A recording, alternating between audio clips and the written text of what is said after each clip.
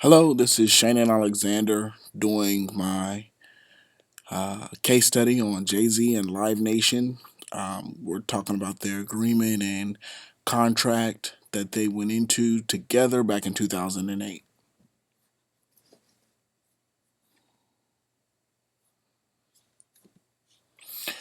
Music mogul Jay Z, or also known as Sean Carter, he was born in New York City on December 4th, 1969. Jay Z grew up in Brooklyn, New York. With this particular deal, a little bit about him. In 2003, he announced his retirement right after the release of the Black Album, which sold over 3 million copies. A little bit after that album, he ended up working for Def Jam as the president of that company, in which his job was pretty much to run the business. Here we are in 2008. Jay Z is trying to get out from under the Def Jam umbrella, in which he actually bought out his contract with $5 million. So Jay Z now is looking to start his own business adventures with no ties to any other record labels. He has had his own label before, which was through Def Jam, aka also known as Rockefeller Records. Who also was a business partner with him was Damon Dash. That didn't last too long. With Damon Dash, they ended up splitting up, separate agreements, and decided to go a different route. But now Jay Z was trying to leave, and pretty much he had other goals. In a couple of his interviews, he said, "Man, I got more things that I want to do. I just don't want anybody holding me back. I want to be my own boss." So Jay Z is looking to merge with a company that can see his vision, but also fit the bill to help him get a jump start at having his own franchise. Live Nation. Live Nation actually was a spinoff of Clear Channel Communications in 2005. Before that, they were like SPX effects or something like that. But they were solely focused on being music promoters and concert holders. So they were the people that you would hire to come in, do your stage, lighting, video, visual, sound effects, and all of that. And then you had a venue. So what they decided to do is, hey, you know what? Let's be all in one. Let's do everything. Let's do um, purchasing of merchandise so that they can make their money, we can make ours. But then let's also do tickets. And there's a lot of other things that happened after 2008 that's kind of allowed them to maintain their their lifespan. So in 2008 is when Live Nation decided to take the company into uncharted waters to do something different. They recently had signed U2 and Madonna to what they call a 360 deal. Basically, it's their way of helping them promote their music and increase sales through advertisement and merchandise sales, all while performing at various concerts powered by Live Nation. So any concert that U2 and Madonna does, Live Nation has a hand in it, and they are the ones that control their tour, which is pretty cool because you don't have to worry about going through various different companies to get a tour going. It's not like, for example, Rolling Stone, they used to partner with other companies to do tours. Well, with Live Nation, it's no, we are the touring company. This is who you go through. So it's a very good business model. Their job is to, be an artist management company. They're looking to make a stand to prove they are here to stay, and they're wanting to go into various areas of entertainment, which is the reason why they're at the table with Jay Z, because Jay Z has made a statement of where he wants to go and what he wants to do. This put Live Nation in a perfect position to be able to make it happen. All right, the negotiation. Live Nation wants a contract for 10 years, 3 albums, and a percentage on all business ventures. They never really discussed what exactly Live Nation would get from Jay Z's information. But what they did clearly state is that this is a 100% partnership. So, of course, I'm pretty sure that breaks down to some form of percentages, but it really didn't tell us much. What Jay Z was wanting out of this deal was basically startup capital, to get his tour started, to get his company Rock Nation started, and to get in advance. He wanted to be able to finish his tour that he was currently doing with Mary J. Blige, which they gave him 25 million, and then he then proceeded to go into opening up his own agency, basically opened up his own management company in itself. And the agreement with that was also that all of his artists, I'm probably jumping ahead, I'm sorry. But the agreement with that was also that all of his artists would then go through Live Nation as well to do their concerts as well. All right, Jay Z, position and interest. He needs financing to start up his business ventures. He has just left Def Jam as a president, and he needs financing ASAP. He's wanting to drop another album, but not with a record label. He didn't want to be tied to any one company, and he didn't want to lose money by going back through the various companies he was working for. Live Nation's position and interest, they're looking to continue to be the premier concert promoter.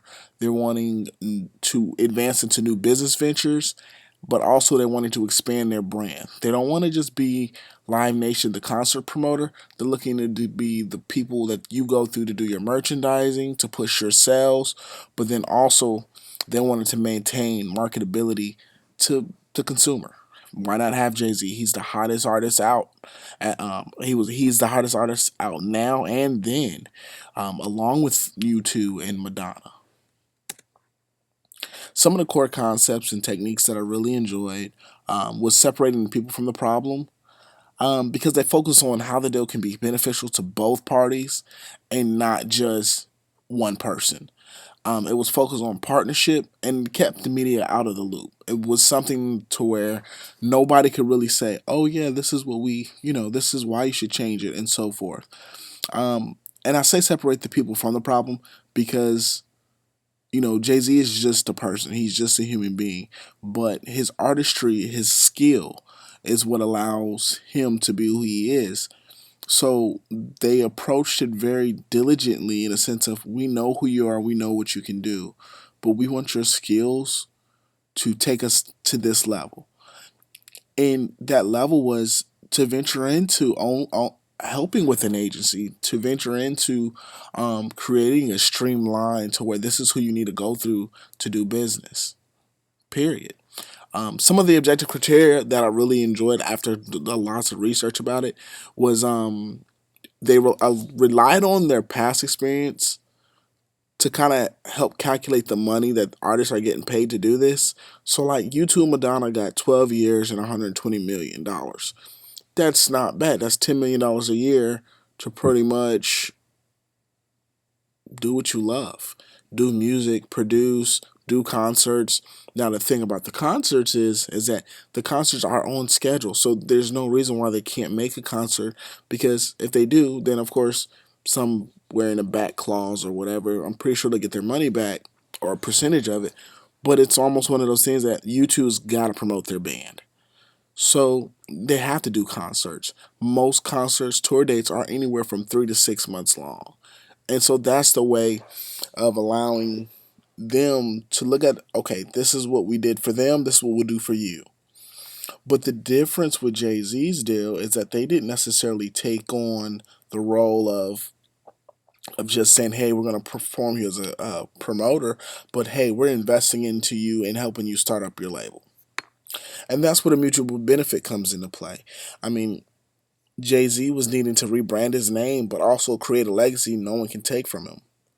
Live Nation wanted to stay relevant with today's music and provide the best concerts around, but also not only do that, they also want to be able to provide the funding to help you build your brand. Now, the BATNA. This is something it's interesting because in 2008 I couldn't tell you who was the greatest rapper except for a few. Um, some alternative that they could have went throughout with would have been Eminem, DMX, or any other group really for that matter, and paid less money. U2 and Madonna, they've been around for a while. Um, they have an established fan base. But then when you look at Eminem, he was very hot. He's very controversial. But then people loved him. Everybody had an opportunity to to reach to him, and I think that would have been a good opportunity for Live Nation to pay him. Not 150 million. I would even say they could have got away with paying him 80 million on a 6 year, 5 or 6 year contract, and still produce as much money as they would have with Jay Z. I only say that because of 2008. He was hot, DMX or someone like that. Another thing for the Batman would have been Jay Z. Jay Z could have easily went back with Def Jam, rewrite his contract up, and create his own record label and had Def Jam front him or give him, because they really he that's the thing about the Live Nation deal, was that he was given 25 million. He didn't have to pay anything back. He just had to perform his due diligence, and Live Nation was a partner. With Def Jam, a lot of his deals he was given advances and fronted money that he had to later pay back. So I think Jay Z could have attacked it a little bit differently with Def Jam. He's been with them for a while. Universal Music Group was another company he was with for a while that helped with a lot of his publishing and distribution. So I think that Jay Z's partner could have been reconstructing his deal with Def Jam and staying within that family still. I believe that something that went very well with this negotiation is both parties came together and were very detailed about their plans according to each other's strengths. Live Nation is known for its concerts. Live Nation had a lot of different things planned. I mean, 2010, Live Nation purchased Ticketmaster, which they were afraid to go through because of, not Live Nation was afraid, but oh my goodness, the Department of Justice was concerned of making sure that it wouldn't be a monopoly. That's what it was. Um, but look, moving forward though, at this particular time, Live Nation had a lot of plans and ideas that they discussed with Jay Z, and Jay Z saw that he fit in their blueprint. It was not just a business deal or what can I get from you, but it was truly a partnership. I believe that's what allowed this marriage to work very well. I believe that something that went wrong, I guess it can say wrong for me as a consumer. I'm like, well, what did Live Nation get? Nobody really knows what they got. We know that they were a partner, but that's it. I don't know if they're getting 15% stake out of, his business ventures. Maybe they're 35% in Rock Nation as a chair member or board member or something like that. Another thing I thought was weird is that Jay-Z only contracted for 10 years instead of 12. So U2, Madonna, and Shakira, they all contracted for 12 years. So I thought that was weird that Jay-Z only did 10, but it makes sense because the less contract is better because he got more money. Um, Something also that went wrong is we haven't really seen Live Nation's track record prove that it was worth it. I mean, at the time when Jay Z started with them, they were at $13.73 in market share. Of course, it's up at $25 now. I believe that's $25 and change now. But I believe that was a major risk that Jay Z was taking on them because they had just rolled this 360 plan out. Nobody's seen what happened. Nobody knows if it works. And we want to know, hey, is this going to be a good deal? So I think all in all, it was a risky deal. The deal came out per the Times. Overhead for 5 years, $25 million. He was getting $5 million each years, $5 million each year. 25 million available to finance Jay Z's acquisitions or investments. That was to help start. That was 25 million to start up Rock Nation. 25 million was an upfront fee for the Mary J. Blige tour that he was on, so that he can maneuver his way into making things happen. It was reported that's how he paid off Def Jam as well, and he also got a 25 million upfront fee. Hey, pocket change, I guess. $30 million, which was 10 million per album advance for 3 albums over the next 10 years. So if you think about it, he's actually done two. I think he's got another album coming out.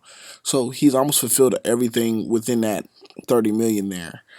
20 million was for certain publishing, licensing, and other rights. So they broke down exactly what the $150 million went to, but when you look up what did Live Nation get, that is the one part that's a blur. Overall, here are my references, and I believe that the Jay Z and the Live Nation deal was a successful deal, just because it's kept him around now, and he's flourishing in 2014, And I honestly believe that Live Nation has a little bit more up their sleeve than what they're letting the community know.